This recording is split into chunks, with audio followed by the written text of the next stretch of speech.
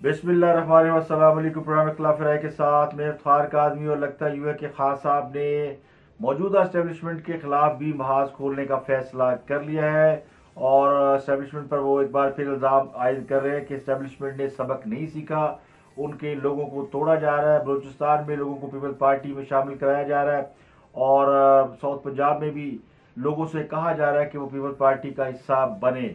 ये इल्ज़ाम आयद किया है इमरान खान साहब ने और इमरान खान साहब ने लगता यूं है कि जनरल आसिम मुनीर को भी जनरल आसिम बाजवा की तरह टारगेट करने का फैसला कर लिया है। उनके लोग अभी एक और जर्नैल को, जो कि पीटीए के बड़े फेवरेट किस्म के जर्नैल समझे जाते थे, उनको टारगेट कर रहे हैं। वो कौन है आपको बताएंगे, लेकिन इसके अलावा और भी बहुत सी खबरें हैं। जिनेवा में डोनल कॉन्फ्रेंस है आज, पाकिस्तान के हवाले से बहुत अहम फैसले होने जा रहे हैं और पाकिस्तान की मुआशी सूरत हाल और पाकिस्तान में जो सैलाब के बाद पैदा होने वाली सूरत हाल है उस पर पूरी दुनिया पाकिस्तान के साथ खड़ी है। तो इस पर कुछ अच्छी उम्मीद अफजा खबरें मिलने की तवक्को है। पंजाब असम्बली का इजलास है और ये इजलास बड़ा धमाका खेज इजलास होगा। 9 जनवरी को इजलास तलब किया गया था और इसमें वज़ीर पंजाब परवेज़ लाई एतमाद का वोट नहीं ले रहे। चौधरी शुरान ने ऐलान किया कि पंजाब असम्बली नहीं टूटेगी, यानी चौधरी ने फैसला कर लिया कि जाओ जो होता कर लो, असम्बली नहीं टूटेगी। बड़ा चौधरी भी कह रहा है, छोटा चौधरी भी कह रहा है और उससे जो निक्का चौधरी है उसकी तो कहते हैं ना, उसने उड़ता तीर पकड़ लिया। तो परवेज़ लाई साहब के साहबजादे मोनस लाई की वजह से परवेज़ लाई साहब के आप किसी मुश्किल का शिकार होने वाले हैं या हो चुके हैं, उस पर बात करेंगे। इसके अलावा चौधरी सरवर बड़े मुतहरक हैं और पीटीआई के मुनहरफ अरकान की एक नई सियासी जमात बनाने के दावे किए जा रहे थे। ये पिछले कुछ दिनों से, 2-4 हफ्तों से पाकिस्तान की सियासत के अंदर 2-3 चीज़ें बड़ी तेजी से इन हुई है। एक टेक्नोक्रेट हुकूमत का फार्मूला इन हुआ है, एक नई सियासी जमात यानी किंग्स पार्टी के हवाले से बातें की जा रही है कि उस पार्टी में ऐसे लोग शामिल होंगे जो कि पीटीआई के मुनहरफ अरकान है, जिन्होंने पीटीआई छोड़ दी है या आइंदा आगे जाकर पीटीआई छोड़ देंगे। कहा यह जा रहा है कि बहुत से लोगों को तो उम्मीद है कि पीपल्स पार्टी उन्हें पनाह दे देगी, उन्हें अपने पास साथ शामिल कर लेगी, जिनमें चौधरी सरवर भी शामिल है। उनका ग्रुप भी दावे कर रहा है कि चौधरी सरवर को पीपल्स पार्टी में शमूलियत की दावत दी गई है। वो मुस्लिम लीग काफ के सरबराह चौधरी शुजात से मिले हैं, उनकी तरफ से भी कहा गया है कि जी वो चौधरी सरवर जो है मुस्लिम लीग काफ का हिस्सा बन सकते हैं। लेकिन चौधरी सरवर लीडर बनने के ख्वाहिशमंद है, वो किसी चलती हुई ट्रेन का मुसाफिर या उसका आखिरी डब्बा बनने को तैयार नहीं है। तो इसलिए फिर नई सियासी जमात की बातें भी हो रही है। कहने वाले कहते हैं कि मुस्लिम लीग नून ने पीटीआई के मुनहरफ अरकान को सिग्नल दे दिया कि वो किसी को टिकट नहीं देंगे, इसलिए वो अपना बंदोबस्त कर लें। जब तक उनका साथ है उसके बाद फिर उनको आगे अपनी अपनी टिकटों का बंदोबस्त करना है। लेकिन जहांगीर तरीन ग्रुप ये दावा कर रहा है कि वो नून लीग के इत्तेहादी हैं और नून लीग के साथ उनकी कोई सीट एडजस्टमेंट हो जाएगी। तो नई सियासी जमात के जो है ना वो छोड़े जा रहे हैं, शोषे छोड़े जा रहे हैं। पेशावर में पीटीआई छोड़ने वाले पीटीआई के रुकन असम्बली नासर जई, जिन्हें वज़ीर आला केपी के महमूद खान ने यह धमकी दी थी कि सियासत छोड़कर अपनी खैर बनाएं, उनके डेरे पर दस्ती बम से हमला हो महफूज रहे हैं। लेकिन ये धमकी बताती है कि पाकिस्तान की सियासत और सियासतदान किस हद तक जाने को तैयार है।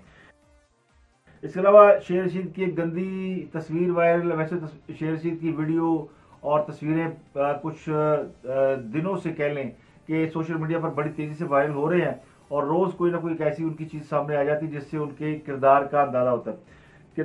तो सबसे पहले ज़रा किरदार पर ही बात कर लेते हैं और फिर उसके बाद आपको बताएंगे कि बड़ी खबरें क्या हैं। दुनिया में जब भी कोई हुक्मरान आते हैं जमहूरी मुल्कों में, खासकर जमहूरी जमातें जो होती हैं, वो अपने लीडर का इंतखाब बड़ा सोच समझ के करते हैं। सियासी जमातों की कोशिश होती है कि लीडर के किरदार के ऊपर कोई खरब ना आए, लीडर नीट एंड क्लीन हो और उनकी जो ख़ानदान है या फैमिली है उसकी मिसालें दी जा सके कि वो उसको लोग फॉलो करें।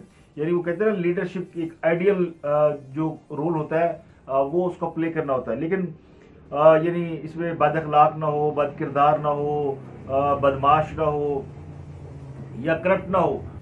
अगर ये सारी चीज़ें किसी इंसान के किरदार से माइनस कर दी जाए, यानी उसका अखलाक बड़ा अच्छा हो, उसका किरदार बड़ा अच्छा हो, उसकी गुफ्तार बड़ी अच्छी हो, वो वादे का पक्का और सच्चा हो और उसकी जो जो खानवादा है या ख़ानदान है उसकी मिसाल दी जा सके, तो ऐसे शख्स को दुनिया लीडर भी मानती है, उसके पीछे भी चलती है और ऐसे शख्स को अवाम जो है वो अपने खजाने का मुहाफ़िज़ भी समझते हैं। तो ईमानदारी और सदाकत जो है वो अदालतों को ठप्पे लगाने से नहीं आती, वो किरदार से झलकती है। पाकिस्तान दुनिया का वाहिद मुल्क है जहां एक शख्स जो कि ये इतराफ़ कर चुका है कि वो प्ले बॉय है, जिसकी गैर अखलाकी ऑडियो और वीडियो उसकी जिनसी बेराहरवी का सुराग देती है, पता देती है, और वो उस पर नादम भी नहीं है, बल्कि उसके बरक्स वो कौम को मदीना जैसी रियासत बनाने के ख्वाब दिखाता है, चीन जैसा निज़ाम लाने का ख्वाब दिखाता है, अमेरिका जैसा सदारती निज़ाम या उस जैसा सिस्टम दुनिया को इन पाकिस्तान के अंदर नाफज करने की बातें करता है। और जो अपनी पहली बीवी और बच्चों को महज इसलिए छोड़ देता है कि वो पाकिस्तान में हुक्मरान बनना चाहता है, दूसरी बीवी को इसलिए छोड़ देता है कि उसका पीर उसे बताता है कि अगर उसने इसके साथ शादी कंटिन्यू रखी तो फिर ये वज़ीर आज़म नहीं बन सकता। और तीसरी बीवी से वो शादी इसलिए करता है कि वो बीवी उसे अपने जादू टूने अमलियात सफलियात और इन चीज़ों से इस मुल्क का वज़ीर आज़म बना देती है, या बनाने का जो है वो ख्वाब दिखाती है, और फिर वो बना भी देती है।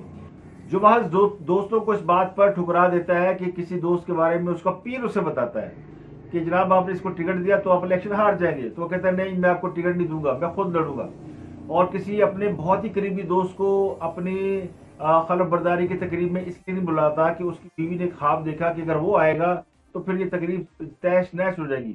तो ये नमूने आपको सिर्फ पाकिस्तान में मिलेंगे और पाकिस्तान की सियासत में मिलेंगे, और पाकिस्तान का एक बड़ा तबका ऐसे नमूने का दिफा करने पर तुला बैठा है। एक बड़ा तबका जो ये समझता है कि इतनी सारी खामियों के बावजूद भी किसी शख्स को लीडर होना चाहिए, तो वो फिर उसकी मिसाल सिर्फ पाकिस्तान में मिलती है, दुनिया में और कहीं नहीं मिलती।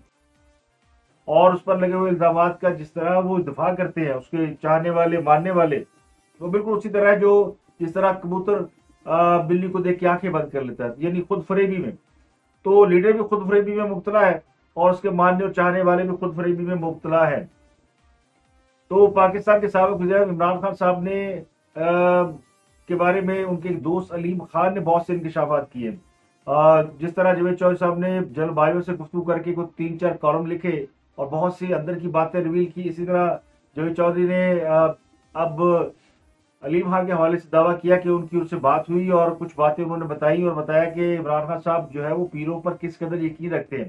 सिर्फ उनकी अहलिया ही नहीं, उनके दर्द का दरमा, बल्कि और भी बहुत से लोग हैं। एक पीर उन्होंने बताया लाहौर में इंजीनियरिंग यूनिवर्सिटी के करीब रहते हैं, शौकत कादरी साहब।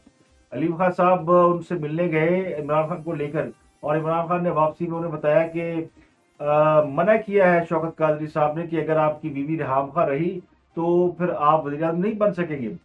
तो अलीम खान साहब ने यह भी बताया कि रिहाम खां को तलाक में जो असल वजह थी वो शौकत कादरी नहीं थे, बल्कि उनकी बल्कि तीसरी जो मौजूदा बीवी है बुशरा बीबी, वो थी। उन्होंने इमरान खान साहब को बताया था कि आप पर जादू टोना किया जा रहा है और आप अगर रिहाम खान को तलाक नहीं देंगे तो आप कभी प्राइम मिनिस्टर नहीं बन सकते। तो फिर इमरान खान ने अपनी बीवी को तलाक दे दी और उस औरत से शादी कर ली जो उन्हें बता रही थी कि इस जादू टोने का वो तोड़ कर सकती है। तो इस कदर जो शख्स जिसकी सारा किरदार, सारी सियासत, सारा नजरिया अपनी जात के गिर्द घूमता हो, जो सिर्फ ये समझता हो कि वो ही सबसे ऊपर के दर्जे पे फायज है, तो फिर उसके जो मानने वाले हैं, जो उसके चाहने वाले हैं, उनकी अकल पर मातम भी किया जा सकता है। एक और वाकया उन्होंने बताया कि खान साहब रेहाम खान साहबा से शादी कर चुके थे और उनकी बहनों को इसका इल्म जब हुआ तो वो अलीम खान के पीछे पड़ गई, और अलीम खान ने खान साहब से कहा कि अगर आपने शादी कर ली है तो उसको अनाउंस कर दे, आपकी बहनें नाराज हो रही हैं। तो इमरान खान ने कहा कि उनका क्या ताल्लुक है, मेरी बहनों का क्या ताल्लुक है मेरी शादी से, मैं जानूं मेरी शादी जाने। तो वो अपनी बहनों की भी परवाह नहीं करते, जो अभी बड़ा दर्ज देते हैं कि मेरी बहनें जो बड़ी नेक है और उनकी माशाल्लाह उनकी बहनों को भी किस्से है, तो हम उस पर नहीं जाते। लेकिन जो जो कॉलम की हद तक मैं बता रहा हूँ कि अलीम खान साहब ने जो इंकशाफात किए, एक पीर उन्होंने बताया कि एक पीर उनका पिंडी में भी है, बशीर नाम शायद बताया कि वो पिंडी में एक पीर है उनके, और उनके पास भी खास साहब गए थे। जो उनके दोस्त उमर फारूक गोल्डी पुराना दोस्त है इमरान खान का, जो शेफ्स के मालिक है, जो जिम है, वो उन्हें लेके गए थे इमरान खान को बशीर साहब के पास जेलम में, जो वो भी कोई रूहानी पीर है, यकीनी तौर पे कोई उनका ताल्लुक होगा। तो उन्होंने वापसी में, अलीम खान कहते हैं मैं साथ ही था, तो वापसी में मुझे इमरान खान ने कहा कि पीर साहब ने मना किया कि आपको टिकट नहीं देना। तो 2013 के इलेक्शन में अलीम खान को लाहौर से एमएनए का टिकट इमरान खान ने इस वजह से नहीं दिया कि पीर साहब ने मना कर दिया था। तो पीर और फकीरों के कहने पे इमरान खान साहब हुकूमत चलाते रहे। पता नहीं फिर केड़े पीर की बेदबी की है कि चुके बाहर मारे हम। अब खान साहब की यदि कॉलम अगर आप पढ़ लेंगे जावेद चौधरी के, तो बहुत सारी चीजें इसमें सामने आ जाएगी, जिसमें एक तो बड़ी वाज़ेह चीज है ना कि इमरान खान की जो सारी मुलाकातें थी जनरल बाजवा से, फौज से, नवाज शरीफ के खिलाफ जो कुछ साजिशें होती थी, वो अलीम खान साहब के घर पे होती थी। और खान साहब ने अपनी रिहाइश गाह इसलिए फराम की, तो कहते थे मेरे घर में लोग बैठे होते थे और बाजवा साहब या कोई और लोग भी आते थे, मीटिंग होती थी बड़ी लंबी लंबी। और तो वो इस बात के गवाह है कि इमरान खान साहब इक़्तिदार में आए थे तो फौज से साजबाज करके आए थे। उस वक्त की जो एस्टेब्लिशमेंट थी उनके साथ उनकी प्लानिंग थी। तो इसीलिए जो 2018 का इलेक्शन है उसके बारे में जब कहा जाता है कि उसमें इमरान खान साहब को इक़्तिदार में लाया गया, तो लोग इस बात को शायद मजाक समझते हैं, झूठ समझते हो, कहते हैं इमरान खान बड़ा पॉपुलर है। इमरान खान साहब ने इक़्तिदार में आने के बाद उन्होंने उनका अगर 4 साल इक़्तिदार देखे तो वो भूल गए हैं, शायद लोग भूल गए हो, हम तो नहीं भूले। 2000 में जब आटे का बहरान आया था, फिर गंदम, फिर चीनी का बहरान आया, फिर पेट्रोल का बहरान आया। तो खास साहब की तो पूरी जो 4 साल की अगर आप हिस्ट्री उठा के देखेंगे तो इस कदर शदीद बहरान थे कीमतों के बारे में। यानी जो चीनी 55 रुपए किलो थी या 45 रुपए किलो थी, वो 130 में चली गई। जो आटा 45 रुपए किलो था, वो 100 रुपए किलो से ऊपर फरोख्त हुआ। 150 किलो का भी फरोख्त हुआ। जो आज दुहाई मचा रहे हैं जी, 150 का हो गया, 100 का, 115 का हो गया, 120 का हो गया। ये खास साहब के दौरान हुकूमत में भी था। तो उस वक्त तो मुल्क श्रीलंका नहीं बना, उस वक्त तो कोई तबाही नहीं आई। और आज खान साहब कह रहे हैं आटा नहीं मिल रहा, मुल्क श्रीलंका बनने जा रहा है। और ये हुकूमत रही और से वो रेलू कट्टा हुकूमत करार दे रहे हैं। वो कह जी रेलू कट्टा हुकूमत है और ये तो बस ऐसे ही है, बस इलेक्शन करा दे और कोई हल नहीं है। दुनिया से पूछ ले, इलेक्शन करा दे और सब कुछ जो जो कुछ किया वो जनरल बाजवा ने किया। तो खान साहब की जो तान जनरल बाजवा पे टूटती है और फिर अब वो मौजूदा एस्टेब्लिशमेंट को भी उसी कतार में खड़ा कर रहे हैं। अब वो कह रहे हैं जी एस्टेब्लिशमेंट मेरे बंदे तोड़ रही है। अब बलूचिस्तान में कोर कमांडर है जनरल आसफ गफूर साहब, तो अब पीटीआई वाले लोग उन पर भी शक का इजहार कर रहे हैं। इससे पहले जनरल फैज हमीद उनके ब्लू आइड हुआ करते थे। अब जनरल फैज हमीद को भी उन्होंने अपनी यानी गुड बुक से निकाल दिया, क्योंकि वो तो पार्टी के ऊपर कब्जा करने पे आ गए थे ना, कि उन्होंने कहा कि पीटीआई का वो हिस्सा बन सकते हैं। तो उनकी छुट्टी करा दी गई, उनके खिलाफ इतनी कंपेन चली, वो जो लंदन में बैठ के उनके लोग हैं उनसे करवाई गई। अब उनके हवाले से अभी तक उनकी बेटी की शादी की तकरीब है, उसमें भी कीड़े निकाले जा रहे हैं। तो कौन निकालने वाले कौन है? समझ लीजिए जो सोशल मीडिया के कीड़े हैं वही कीड़े निकाल रहे हैं, उन्हें कीड़े नजर आते हैं। तो जनरल बाजवा के बाद जनरल फैज हमीद और अब खुदा ना हादसा मुझे लगता है कि वो जनरल आसिफ गफूर को भी निशाना बना सकते हैं। हालांकि उनका तो चूंकि वो अगर बलूचिस्तान में कुछ होता है तो वो जी कोर कमांडर बलूचिस्तान की जिम्मेदारी है। मुझे नहीं पता उसमें किस हद तक इन्वॉल्व है, लेकिन सोशल मीडिया पे नाम लेकर कहा जा रहा है कि जनरल आसिफ गफूर इसमें शामिल है। तो उसका मतलब है ये उनको भी ट्रोल करने की कोशिश की जा रही है। जनरल आसिफ मुनीर तो पहले ही है। अब जनरल आसिफ मुनीर ने उम्र की शहादत हासिल की है, वो जाहिर है जिसको अल्लाह इज्जत दे। तो एक अच्छी बात है, वो सऊदी अरब गए हुए हैं और पाकिस्तान के लिए वो नेक ख्वाहिशात का इजहार रखते हैं और वो बज़ाहिर अच्छे आदमी है। अभी तक उन्होंने कोई इंटरवेंशन नहीं की, लेकिन खास साहब जो है ना वजह मारियां बुलाया कई बार है। खास साहब ने तैयार किया हुआ है कि इनको लेके आना अपने सामने और आमने सामने फटा करना है। और फिर उनको लगता है कि उनकी सियासत उसी वक्त फ्लरिश हो सकती है जब वो स्टैब्लिशमेंट से टक्कर ले। ये दुरुस्त है कि पाकिस्तान में जिस सियासी जमात ने भी एस्टेब्लिशमेंट के साथ टकराव किया उसको इक़्तिदार मिला है या नहीं मिला, मगर उसको पब्लिक में दादो तहसीन की नजर से देखा गया कि यार बड़ा दिलेर है, फौज से लड़ गया। क्योंकि पाकिस्तान में एस्टेब्लिशमेंट बहुत ताकतवर इदारा है, फौज बहुत ताकतवर है और फौज से टकराना हर किसी के बस की बात नहीं होती। जो जमातें भी, जो लोग भी फौज से टकराते हैं उनको कहीं ना किसी हद तक पजीराई मिल जाती है। इसमें बहुत से पहलू हो सकते हैं। मुल्क दुश्मन अनासर भी सपोर्ट करना शुरू कर देते हैं। फिर जिनको खुदावास से फौज से बैर है, क्योंकि बहुत से लोगों को फौज दुखती भी है हमारी, तकलीफ भी है बहुत से लोगों को। और कुछ काम भी ऐसे एस्टेब्लिशमेंट ने किए है कि लोग नाराज हैं, खासकर सियासत के अंदर इंटरवेंशन। और खासकर जब आप स्टेबिलिटी को अनस्टेबल कर देते हैं, जैसे नवाज शरीफ को हटाया गया तो स्टेबल हुकूमत थी, उनको हटा दिया गया। और इमरान खान जब ये नजर आना शुरू हो गया था कि वो शायद स्टेबल हो जाए, उनकी भी छुट्टी हो गई। अब उसका इल्जाम एस्टेब्लिशमेंट अपने सर पे नहीं लेती, लेकिन इमरान खान सब कहते हैं कि जनाब मुझे जनरल बाजवा ने निकाला। तो जिसको भी निकाला गया या निकाला गया, दोनों सूरतों में आप देख लीजिए, जब नवाज शरीफ को निकाला था तो क्राइसिस आया था, इमरान खान को निकाला तो क्राइसिस आया था। इसकी वजह क्या होती है? इसकी वजह होती है कि कोई भी हुकूमत जब इलेक्शन के बगैर हटाई जाती है या उसके खिलाफ कोई ऐसा एक्ट होता है जो कि जिससे सियासी जो तलातम पैदा होता है, उस पर हर चीज डिस्टर्ब होती है। तो यही हुआ है।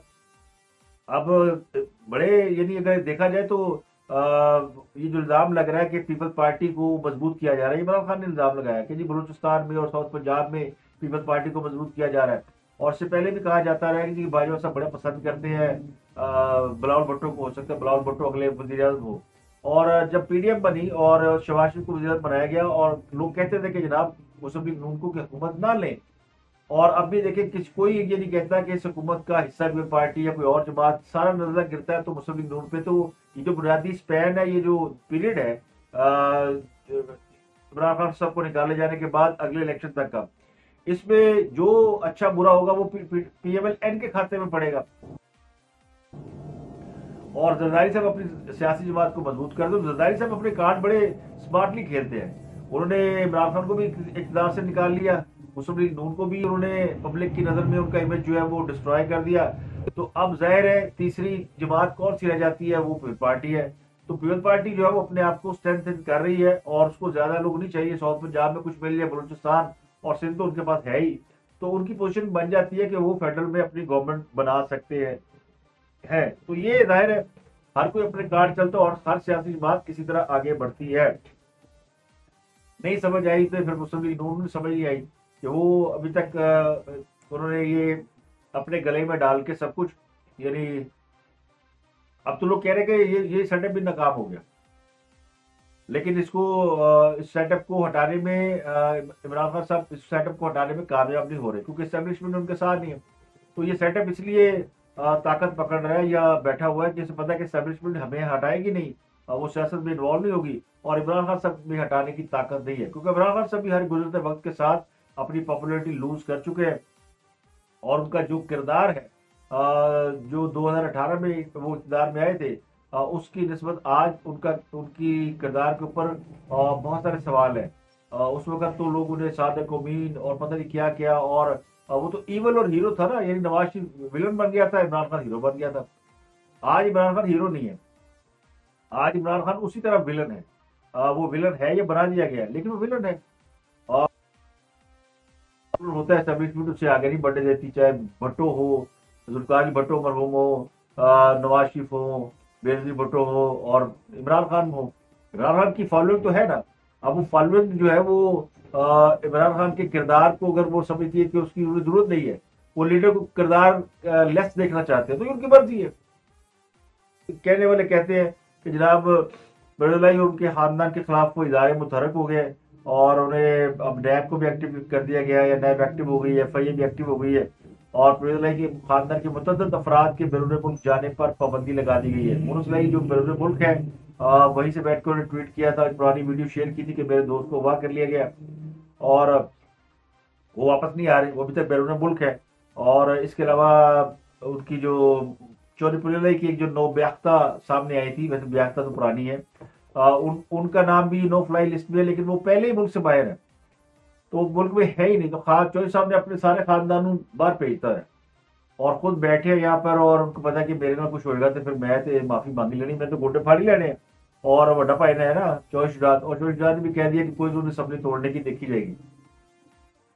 तो इमरान खान साहब की ये ख्वाहिश तो भी पूरी नहीं होती नजर आती कि असम्बली तोड़ी जाएगी। अब इसमें 11 जनवरी को जब कोर्ट में जाएंगे तो फिर पता चलेगा कि कोर्ट उस पर क्या पोजीशन लेती है। लेकिन आज पंजाब असम्बली में हंगामा होने का इम्कान है वो। तो अब तक के लिए इतना ही। आपसे मुलाकात होती है अगले व्लॉग में। अपना गिरदनवा के लोगों का बहुत ख्याल रखिए।